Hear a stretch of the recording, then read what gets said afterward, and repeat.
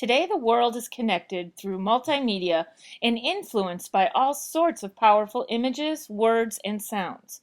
Media are our culture.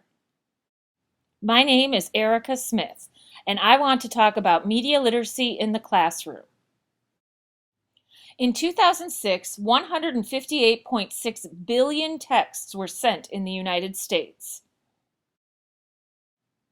There are at least 91 million Google searches each day, and our kids have more screen time than they have school time.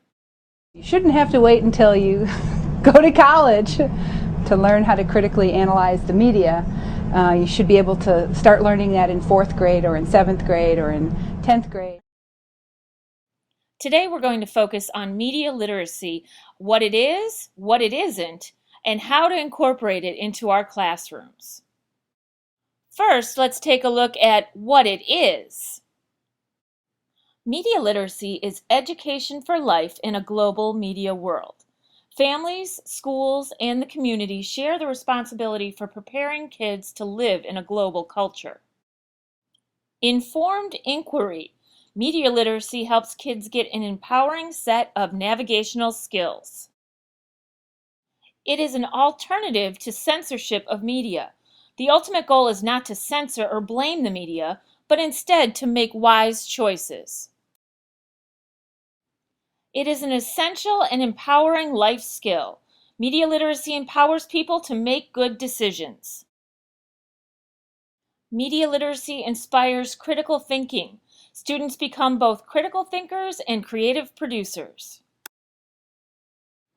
It is the ability to access information, analyze how the messages are constructed, and evaluate messages and create your own messages. Media literacy is the ability to access, analyze, evaluate, and create media in all of its forms, whether it's the print or whether it's the video. Media literacy really helps us understand the role and our relationship to media in society.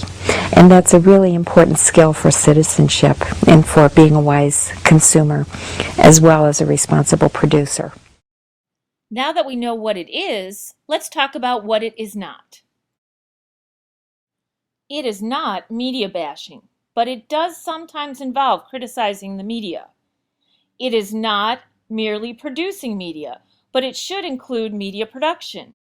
It is not simply teaching with videos and other mediated content. Popping in a DVD does not constitute media literacy. It is not using only one perspective. Media should be examined from multiple positions. And it is not teaching students what to think. Students should be making their own decisions, not your decisions. There are some misconceptions about media literacy. 21st century skills are only about technology. While technology has become increasingly important, the Partnership for 21st Century Skills advocates for teaching core academic subjects, learning and innovation skill, and life and career skills along with technology. The digital divide is closed because schools provide computer and internet access. The gap in access to and quality of technology still exists. In 2005, nearly 100% of schools in the United States had access to the internet, but the student-to-computer ratios vary widely across socioeconomic levels. Teachers who use technology in their personal lives will also use it in their classes. 2/3 of all teachers report that they feel underprepared to teach technology, even if they know how to use it. Teachers need to be experts in technology in order to use it effectively in instruction. Research shows that effective teachers collaborate with their students. Since success with technology depends on critical thinking and reflection, even teachers with a relatively little tech skill can be useful. So, why should we teach media literacy? The schools have to set their students up with a set of skills and a set of capacities to allow them to figure things out on their own. Media literacy encourages kids to question, evaluate, understand, and appreciate multimedia culture. It teaches them to become active, engaged media consumers and users. It brings the world into the classroom. It gives immediate relevancy to traditional subjects such as history, English, health, civics, and the creative arts. It serves as a perfect bridge for subject integration and interdisciplinary skills. It encourages kids to use multimedia tools creatively. It contributes to understand by doing. It engages kids in real-world issues. It helps them see themselves as active citizens. It deepens kids' understanding of diversity, identity, and difference, helps them understand how media portrayals can influence how we view different groups in society. It helps kids' personal growth and social development. They explore the connections between pop culture and their own attitudes, lifestyle choices, and self-image. It helps kids critique media representation. It teaches them to distinguish between reality and fantasy when they compare things like media violence to real-life violence, media heroes and real-life heroes, and media role models and real-life roles and experiences.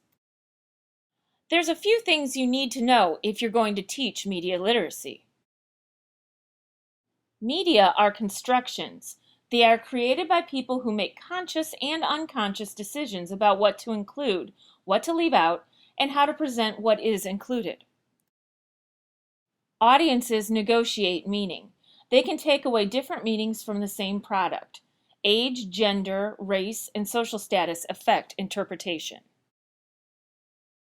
Media have commercial implications. Most media is a business and it's meant to turn a profit.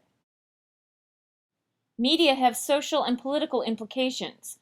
They convey ideological messages about values, power, and authority, have a great influence on politics and forming social change. Each medium has a unique aesthetic form. Content of media depends on the nature of the medium. This includes technical, commercial, and storytelling demands. For example, video games are interactive and lead to different forms of storytelling than, say, TV. We want 21st century students to have a passion for asking new questions. What should they be asking? Who created this message? The goal of this question is not to make us cynical, but to expose the complexities of media's constructedness. What techniques are used? Media messages are constructed using a creative language with its own rules. How might different people understand this message? Different people experience the same message differently. What lifestyles, values, and points of view are represented in or omitted from this message? Media have embedded values and points of view. And why is this message being sent? Most media messages are organized to gain profit and/or power. There are many ways to integrate media literacy into your classroom. Teach your students to ask questions, make your own decision-making transparent, and point out ways in which media messages might be interpreted differently. Ask your students to do media searches and show them how to do the searches. Give examples from popular media to illustrate what they already know and believe. Discuss the accuracy of that knowledge. Design assignments that use more than one type of media source. Encourage students to keep up on current events and track a story across diverse media sources. Analyze content that misrepresents a topic or presents a false and misleading information. Point out misleading language. Ask questions of all media.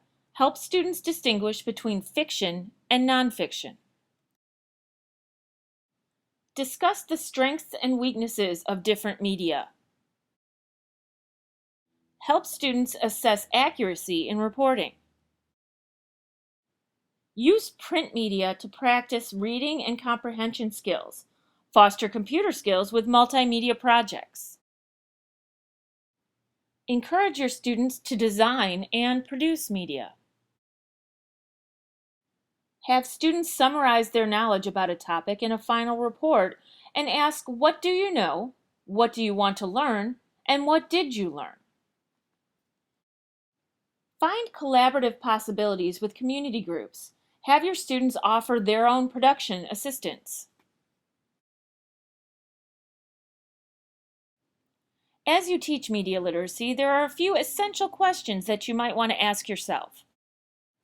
Am I trying to tell the students what the message is? Or am I giving the students the skills to determine what they think the message might be?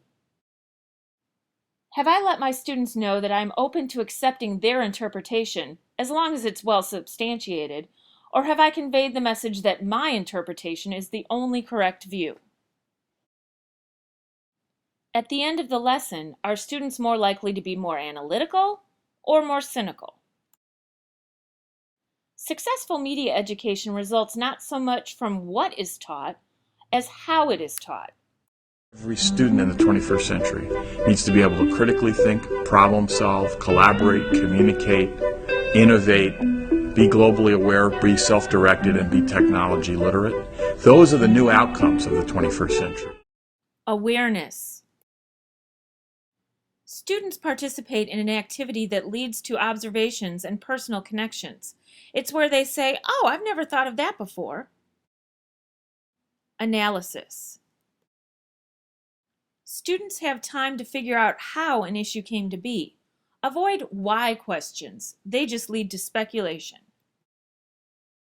Reflection. Students ask, what ought we do or think? Action. This is where students learn by doing. That action doesn't have to be life-changing or earth-shattering. The Library of Congress recognizes both the challenges and the opportunities that are ahead of us as we refashion learning for the 21st century. America's students must be given the skills needed for their own learning and for critically assessing the vast array of information available in a digital world. We at the library support the important efforts that are currently underway to provide today's students with the skills needed for a rapidly changing global environment.